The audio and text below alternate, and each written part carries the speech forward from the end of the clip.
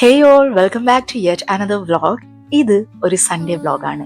Usually എൻ്റെ Sunday എപ്പോഴും ഭയങ്കര തിരക്ക് പിടിച്ച ദിവസങ്ങളിൽ ഒന്നാണ്. ഇതുപോലത്തെ ഒരു കാം, പീസ്ഫുൾ ആൻഡ് പ്രൊഡക്റ്റീവ് ആയിട്ടുള്ള മോർണിംഗ് റുട്ടീന് ഞാൻ കുറേ മാസങ്ങൾക്ക് മുമ്പ് തന്നെ ചെയ്യണമെന്ന് ആഗ്രഹിച്ചിട്ടുണ്ടായിരുന്നു. പക്ഷെ എപ്പോഴും ഞാൻ ഇങ്ങനെ പ്രോക്കാസ്റ്റിനേറ്റ് ചെയ്ത് പിന്നീടായിട്ട് മാറ്റി വെക്കുന്ന എന്താണെന്ന് ചോദിച്ചാലേ ഞാൻ വിചാരിക്കും എല്ലെങ്കിലും വീട്ടിൽ ഒരുപാട് പണികൾ ചെയ്യണം. ഇപ്പോൾ കുക്കിംഗ് ആയിക്കോട്ടെ, നമ്മുടെ ഡെയിലി ആ ഒരു നോർമൽ റുട്ടീന്, പിന്നെ I have to look after my cares, then office വർക്കും കാര്യങ്ങളും, എന്ത് പണിയാണെങ്കിലും നമുക്ക് എന്നും ചെയ്തുകൊണ്ടിരിക്കുന്ന കാര്യങ്ങളും ചെയ്യാനല്ലോ. പിന്നെ എന്തിനാ ഇത്രയും ടൈം രാവിലെ സ്പെൻഡ് ചെയ്യുന്നത് വെറുതെ എന്ന് വിചാരിച്ചിട്ട്. പക്ഷേ റീസെൻ്റ്ലി ഞാനിത് പ്രാക്ടീസ് ചെയ്തുകൊണ്ട് വന്നപ്പം എനിക്ക് മനസ്സിലാക്കി, അല്ലെങ്കിൽ എനിക്ക് എന്താ പറയുക റിയലൈസ് ചെയ്ത ഒരു ചേഞ്ച്, അല്ലെങ്കിൽ ഒരു പോസിറ്റീവ് ചേഞ്ച് എന്താണെന്ന് വെച്ചാൽ, രാവിലത്തെ ഈ ഒരു സമയം നമ്മൾ സമാധാനം ബുക്കൊക്കെ വായിച്ചിട്ട് കുറച്ചുകൂടി കാമായിട്ടിരുന്നിട്ട് പ്ലാൻ ചെയ്യാനായിട്ട് സ്പെൻഡ് ചെയ്യുകയാണെങ്കിൽ അന്നത്തെ ദിവസം നമ്മൾ വിചാരിക്കുന്നതിനേക്കാളും കൂടുതൽ എളുപ്പത്തിലും പ്രൊഡക്റ്റീവായിട്ടും നമുക്ക് സ്പെൻഡ് ചെയ്യാൻ പറ്റും.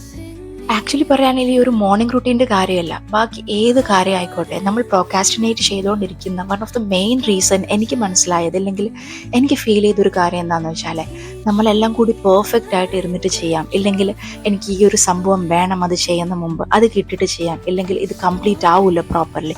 നമ്മുടെ കയ്യിൽ എന്തൊക്കെയാണ് അവൈലബിൾ ആയിട്ടുള്ള ടൂൾസ് ആയിക്കോട്ടെ, ഇല്ലെങ്കിൽ നമുക്ക് എത്രത്തോളമാണ് ടൈം, നമുക്ക് 1 hour ഉണ്ടെങ്കിൽ ആ 1 hour, ഇല്ലെങ്കിൽ ഒരു 15 minutes ആണെങ്കിൽ ജസ്റ്റ് 15 minutes, ആ ഒരു ടൈമിൽ നമ്മൾ പ്രോപ്പർ എല്ലാം പക്ക ആയിട്ട് ചെയ്യാനായിട്ട് നിൽക്കാതെ അങ്ങനെ നമ്മൾ ചെയ്യുകയാണെങ്കിൽ നമുക്ക് സ്റ്റാർട്ട് ചെയ്യാനും പറ്റും, അത് കൺസിസ്റ്റൻ്റ് ആയിട്ട് കൊണ്ടുപോകാനും പറ്റും കേട്ടോ.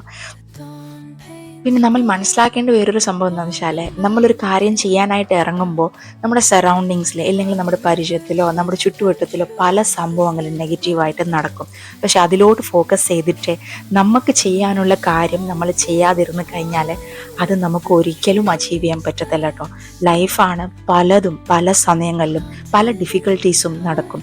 അതുകൊണ്ട് നമ്മൾ ഇത് കംപ്ലീറ്റ് ചെയ്യുന്നില്ല, അതിൻ്റെ ഒരു ബ്ലെയിമാണ് നമ്മൾ വേറൊരാളുടെ തലയിൽ കൊടുക്കുന്നത്. അത് കാരണം നമുക്ക് ഒബ്വിയസ്ലി ഒരു ലോസും കാര്യങ്ങളൊക്കെ ഉണ്ടാവും. പക്ഷെ അത് റെഡി ആക്കണമെങ്കിൽ, അത് ചെയ്യണമെങ്കിൽ നമ്മൾ തന്നെ തീരുമാനിക്കണം. റെസ്പോൺസിബിലിറ്റീസ് നമ്മൾ തന്നെ എടുക്കണം. ബ്ലെയിം വെച്ചിട്ട് അല്ല അയാൾ കൊണ്ടാണ് ഇത് സംഭവിച്ചത്, അയാൾ കൊണ്ട് എനിക്കിതൊന്നും ചെയ്യാൻ പറ്റിയില്ല പിന്നെ ഞാൻ ചെയ്യാമെന്ന് വിചാരിച്ചാൽ അത് ആക്ച്വലി ഒരു എക്സ്ക്യൂസാണ്. നമ്മളത് റിയലൈസ് പോലും ചെയ്യത്തില്ല കേട്ടോ. അപ്പം നമുക്ക് ബ്രേക്ക്ഫാസ്റ്റിലേക്ക് കിടക്കാം. അപ്പോൾ ഇന്നത്തെ ബ്രേക്ക്ഫാസ്റ്റ് മെനു എന്താണെന്ന് വെച്ചാൽ, വെരി ഈസി ആയിട്ടുള്ളൊരു മുട്ട റോസ്റ്റും ചപ്പാത്തിയുമാണ്. ഇന്ന് ലഞ്ച് ആൻഡ് ഡിന്നർ ഇല്ല. ഞാൻ നേരത്തെ പറഞ്ഞ പോലെ സൺഡേ ആണ്, എനിക്ക് ഒരുപാട് വർക്കുള്ളൊരു ദിവസമാണ്. ഞാൻ ആദ്യം വിചാരിച്ചു ഈ വ്ളോഗ് എടുക്കണ്ടാന്ന്, ബട്ട് ദെൻ ഐ തോട്ട് ഞാൻ എന്തായാലും ഇത് ചെയ്യുന്നുണ്ട്, എനിക്ക് സന്തോഷവും കിട്ടുന്ന ഒരു കാര്യമാണ്, അപ്പോൾ എന്നെ കൊണ്ട് പറ്റുന്ന പോലെ ഞാൻ ചെയ്യാമെന്ന്. അപ്പം ഇന്നത്തെ ബ്രേക്ക്ഫാസ്റ്റ് പറഞ്ഞ പോലെ മുട്ട റോസ്റ്റാണ്.